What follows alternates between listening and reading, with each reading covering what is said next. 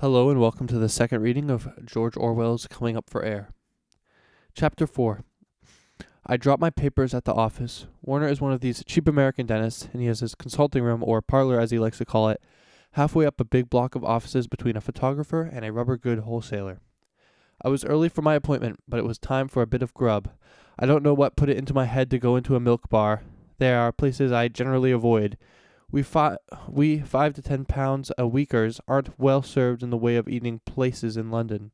If your idea of the amount to spend on a meal is 1 and 3 pence, it's either Loyns, the Express Dairy, or the ABC, or else it's the kind of funeral snack they serve you in a saloon bar, a pint of bitter and a slab of cold pie, so cold that it's colder than the beer.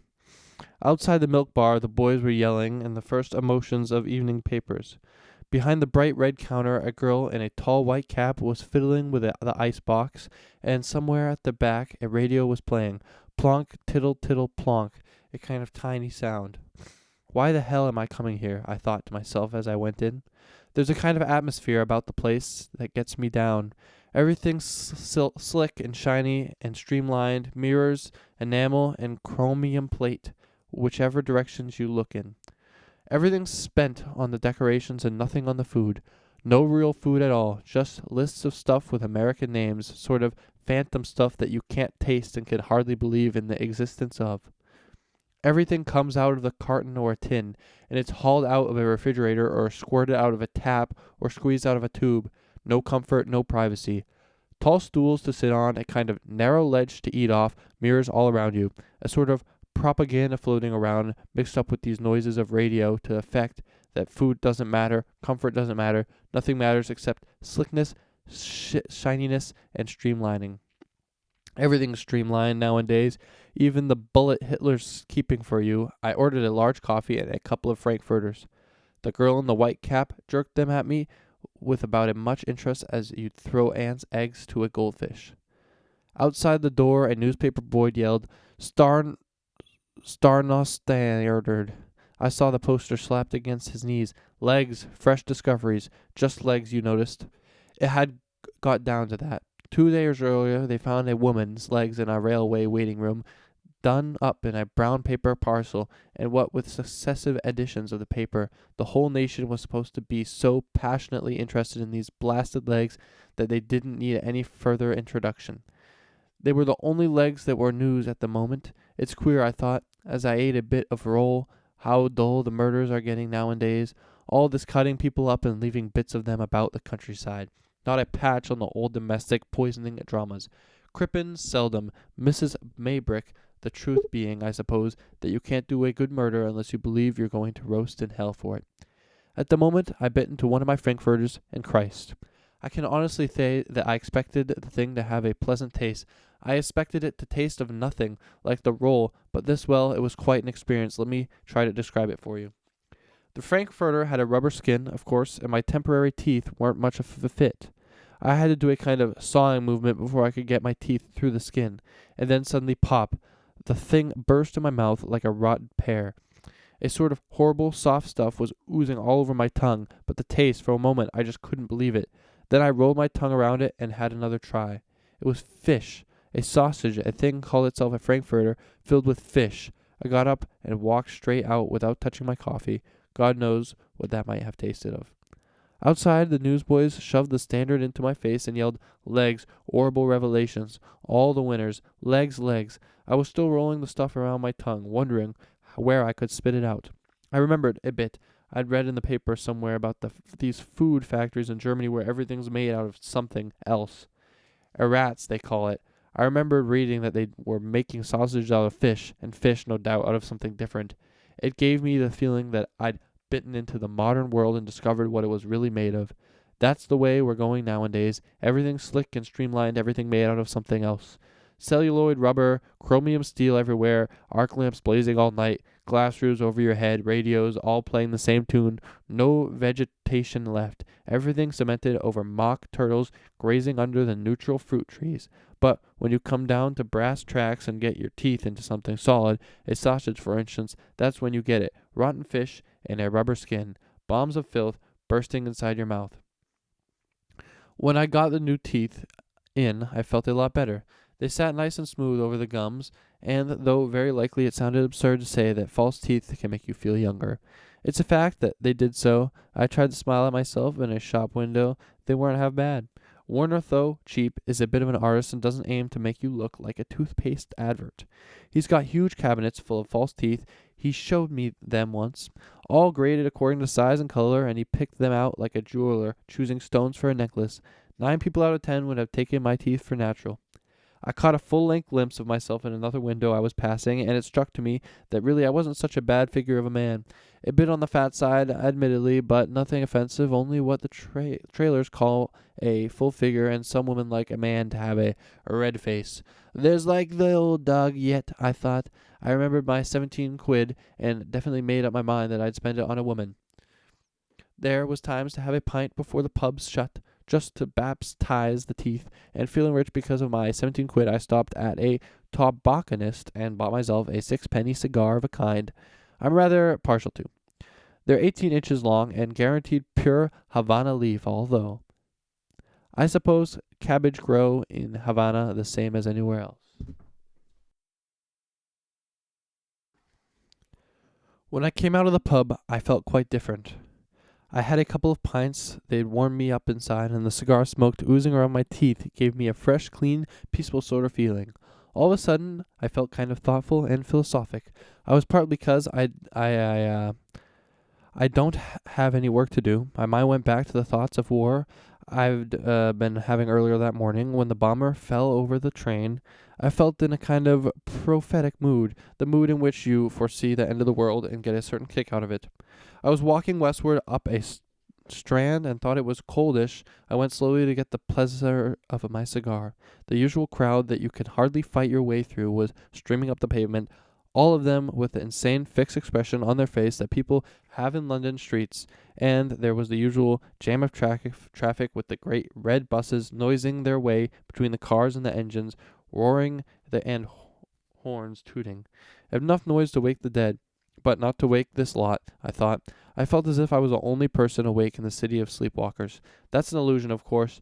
When you walk through a crowd of strangers, it's next door to impossible not to imagine that they're all waxworks, but probably they're thinking just the same about you. And this kind of prophetic feeling that keeps coming over me nowadays, the feeling that war is just around the corner and that the war is the end of all things, isn't peculiar to me.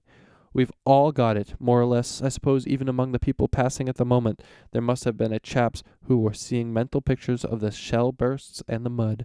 Whatever thought you think, there's always a million people thinking it at the same moment. But that was how I felt. We're all on the burning deck and nobody's knows it except me. I looked at the dumb bell faces streaming past like turkeys in November, I thought, not the notion of what's coming to them. If it was as if I'd got x-rays in my teeth and could see the skeletons walking. I looked forward a few years. I saw the streets as it'll be in 5 years' time, say, or 3 years' time. 1941, they say it's booked for after the fighting started. No, not all smashed pieces, only a little altered, kind of chipped and dirty looking. The shop windows almost empty and so dusty that you can't see into them. Down a side street, there's an enormous bomb crater, and a block of buildings burst out so that it looks like a hollow tooth. Thermite. It's all curiously quiet, and everyone's very thin. A platoon of soldiers comes marching up the street. They're all as thin as rakes, and their boots are dragging. The sergeant's got corkscrew mustaches and holds himself like a ramrod, and he's thin too, and he's got a cough, and that almost tears him open. Between his coughs, he's trying to bawl at them in the old parade ground style. Nah, them Jones, lift yer eat up.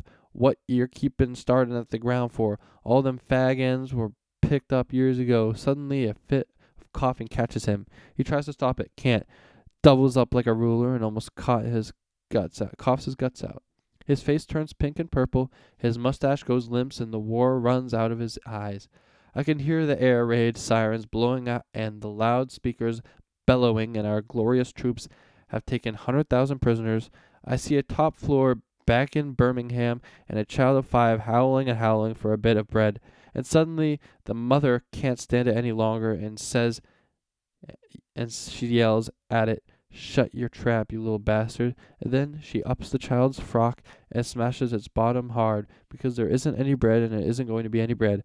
I see it all. I see the posters and the food cues and the castle oil and the rubber truncheons and the machine guns squinting out of bedroom windows. It is going to happen, no knowing. Some day it's impossible to believe it. Some day I say to myself that it's just a scare. Got up the newspapers. Some days I know my bones there's no escaping it. When I got down near Shering's Crossings, the boys were yelling a later edition of the evening papers. There are some more drivel about the murder. Legg's famous surgeon's statement. Another post caught my eye. King Zog's wedding postponed. King Zog, what a name. It's next door to impossible to believe a chap with a name like that isn't a jet black negro. But just at the moment a queer thing happened. King Zog's name, but I suppose, as I already seen the name several times that day, it was mixed up with some sound in the traffic or the smell of horse dung or something, had started memories in me. The past is a curious thing. It's with you all the time. I suppose an hour never passes without you thinking of things that had happened 10 or 20 years ago, and yet most of the time it's just a set of facts that you've learned, like a lot of stuff in history books. Then some chance sight or sound or smell, especially smell, sets you going, and the past doesn't merely come back to you. You're actually in the past. It was like that at this moment. I was back in the parish church at Lower Binsfield, and it was 38 years ago.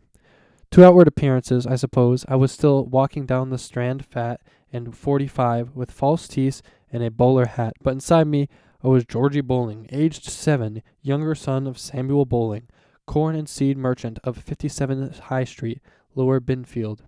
And it was Sunday morning, and I could smell the church. How I could smell it. You know, the smell churches have a peculiar dang, dusty, decaying, sweetish sort of smell. There's a touch of candle grease in it, and perhaps a whiff of incense, and a suspicion of mice. And on Sunday mornings, it's a bit overlaid by yellow soap and serge dresses. But predominantly, it's that sweet, dusty, messy smell that's like the smell of death and life mixed up together. It's powdered corpses, really. In those days, I was about 4 feet high. I was standing on the hassock so as to set over the pew in front, and I could feel Mother's back serge dress under my hand. I could also feel my stockings pulling up over my knees. We used to wear them like that then, and the saw edge of the Eton collar they used to buckle me into Sunday mornings. And I could hear organ wheezing and 2 enormous voices bellowing out the psalm.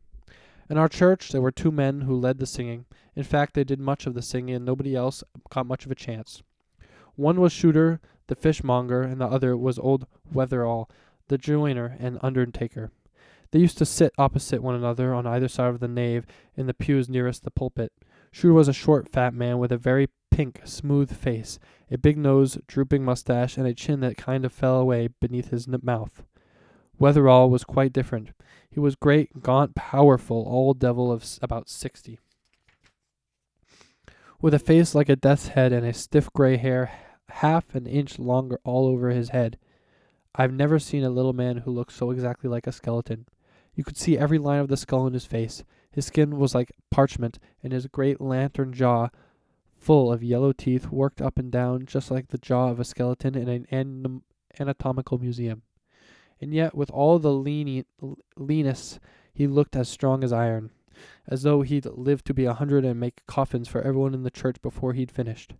Their voices were quite different, too. Shooter had a kind of desperate, agonized bellow, as though someone had a knife at his throat, and he was just letting out the last yell for help. But Wetherall had a tremendous, churning, rumbling noise that happened deep down inside him, like an enormous barrel being rolled to and fro underground. However much noise he let out, you always knew he'd got plenty more in reserve. The kids nicknamed him Rumble Tummy. They used to get up a kind of anatomical effect, especially in the Psalms. It was always Wetherall who had the last word. I suppose really they were friends in private life, but in my kid's way, I used to imagine that they were deadly enemies and trying to shout one another down. Shooter would roar out, "The Lord is my shepherd," and then Wetherall would come in with, "Therefore can I lack nothing," drowning him completely. You always knew which of the two was master. I used especially to look forward to the Psalms that has the bit about Sihon king of the Amorites, and the Og the king of Bashan. This was what King Zong's name had reminded me of. Shooter would start off with Sihon king of the Amorites. Then perhaps for half a second you could hear the rest of the congregation singing the and then Weatherall's enormous bass would come in like a tidal wave and swallow everyone's up with Og the king of Bashan. I wish I could make you hear the tremendous rumbling, subterranean barrel noise that could get into the word Og. He even used Og. He even used the clip off the end of the and, so that when I was a very small kid I used to think it was Dog, the king of Bashan. But later, when I got the names right, I formed a picture in my mind's eye of Sihon and Og. I saw them as a couple of those great Egyptian statues that I've... By the way, OG is Og. Sorry, I was messing that up. I saw them as a couple of those great Egyptian statues that I had seen pictures of in the Penny Encyclopedia. Enormous stone statues, 30 feet high, sitting on thrones opposite one another, with their hands on their knees and a faint, mysterious smile on their faces. How it came back to me, the peculiar feeling, it was only a feeling, you couldn't describe it as an activity, that we used to call church. The sweet, corpsey smell, the rustle of Sunday dresses, the wheeze of organ and the roaring voices, the spot of light from the hole in the window creeping slowly up the nave. In some way the grown-ups could put across that this extraordinary performance was necessary. You took it for granted, just as you took the Bible, which you got in its big doses in those days. There were texts on every wall, and you knew whole chapters of the Old Testament by heart. Even now, my head's stuffed full of bits out of the Bible, and the children of Israel did evil again in the sight of the Lord.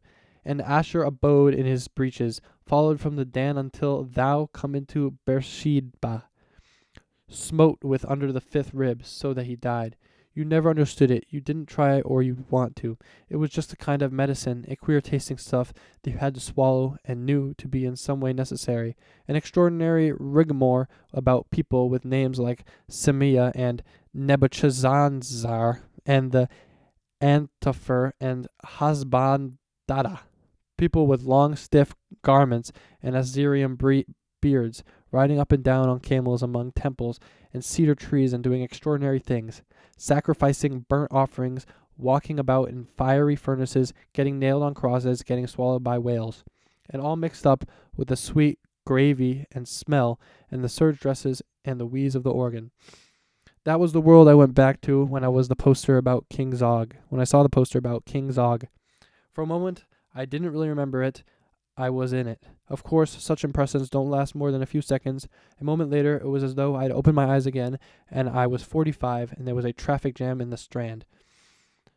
But it had left a kind of after effect behind. Sometimes when you come out of a train of thought, you feel as though you were coming up from a deep water. But this time, it was the other way around. It was as though it was back in 1900s and I'd been breathing real air.